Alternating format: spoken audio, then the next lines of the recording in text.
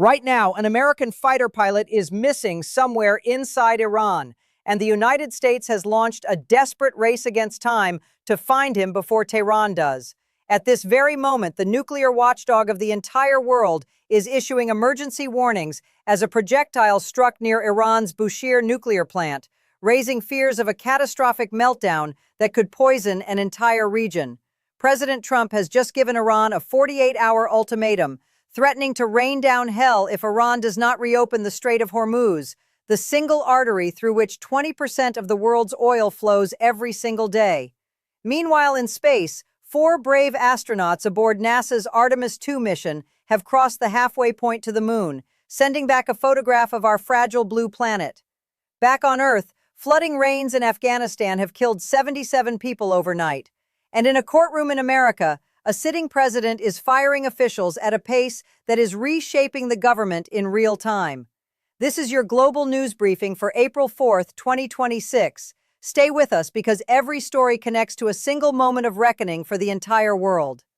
The United States and Iran are locked in a frantic search for a missing American service member after a United States Air Force F-15E Strike Eagle was shot down over Iranian territory on Friday, officials confirmed.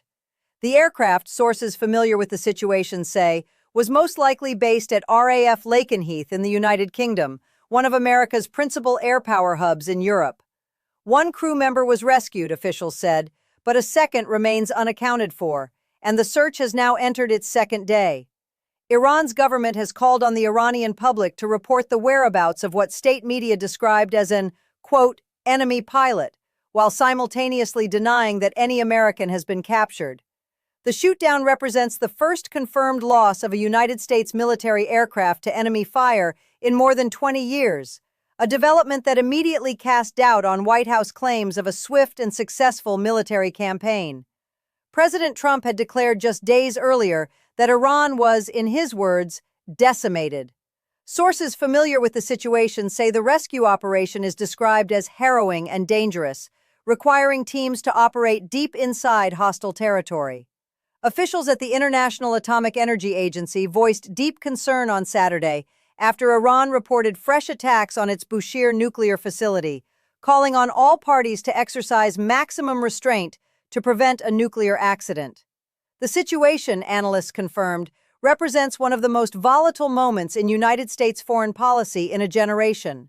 President Donald Trump issued his most direct and alarming warning yet to the government of Iran on Saturday, posting on his Truth Social platform that Tehran had 48 hours to agree to his terms and reopen the Strait of Hormuz, or, in his exact words, all hell will rain down on them.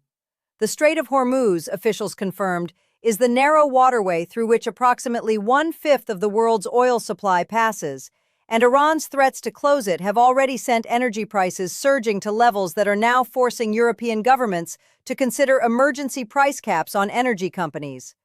Trump's go-it-alone approach to the conflict, sources familiar with the situation say, has left key allies uncertain, and China attempting to fill the diplomatic void, positioning itself as a global peace broker, even as Washington has signaled little interest in outside mediation.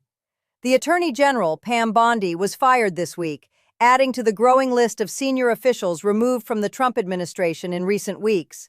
Sources confirmed to multiple outlets that Trump is actively considering further changes to his cabinet in the coming weeks.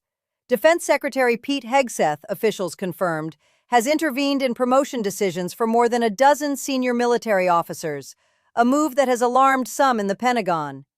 Analysts confirmed that the administration's decisions are reshaping both the government domestically and America's posture on the world stage in ways that will define this era of history.